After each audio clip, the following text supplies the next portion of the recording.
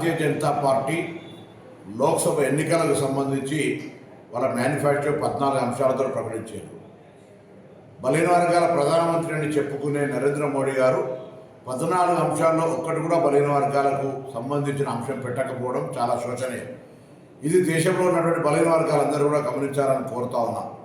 దాంతోపాటుగా 10 సంవత్సరాలుగా ఉన్న వ్యక్తి మిగతా వర్గాల రిజర్వేషన్ వ్యతిరేకం కాదు, కానీ బలహీన వర్గాలకు సంబంధించి ఒక్కటి కూడా సంక్షేమ కార్యక్రమం కానీ లబ్ధి కానీ జరిగే నిర్ణయం తీసుకోనటువంటి ఈ ప్రధానమంత్రి పట్ల దయచేసి బలహీన వర్గాలు ఆలోచన చేయండి. కులగణన సర్వే చేయడానికి కాంగ్రెస్ సిద్ధంగా ఉంటే దానికి సంబంధించి పాంచ్ న్యాయ లోపల కూడా అదొక అంశంగా పెట్టితే కూడా గతంలోనే ఆ అంశాన్ని వ్యతిరేకించే వ్యాపార వర్గాల పార్టీ అయిన భారతీయ జనతా పార్టీ సుప్రీంకోర్టులో అఫిడవిట్ ఇచ్చి ఈ యొక్క కుల గణనకు వ్యతిరేకంగా నిర్ణయం తీసుకుంది. దయచేసి ఆలోచన చేయండి.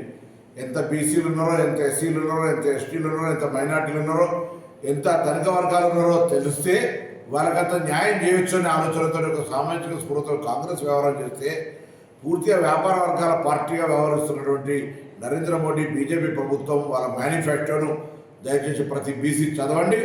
కాంగ్రెస్ మేనిఫెస్టోను కూడా చదివి మీరు నిర్ణయం తీసుకోవాలని సందర్భంగా తెలంగాణ బలహీన వర్గాల శాఖ మంత్రిగా ఈరోజు కాంగ్రెస్ పార్టీ తెలంగాణ రాష్ట్రంలో కులగణ సర్వే చేస్తూ ఉంది. అనేక కులాలకు కార్పొరేషన్ ఇచ్చి ఆర్థిక పరిపుష్టి కలిగే విధంగా చర్యలు తీసుకుంటూ ఉంది. భవిష్యత్తులో బలహీన వర్గాలకు న్యాయం చేసే విధంగా బిడ్డ మీ పక్షాన్ని నిల్చుంటాడు. దయచేసి అందరూ కూడా ఆలోచన చేసి ఎన్నికల్లో బలహీన వర్గాలు కాంగ్రెస్ వైపు ఉండాలని బీజేపీ మేనిఫెస్టోను చదివి వాళ్ళ యొక్క బలహీన వర్గాల పట్ల ఉన్నటువంటి వ్యతిరేకతను దృష్టిలో పెట్టుకొని ఆలోచన చేయాల్సింది సందర్భంగా కోరుతాం.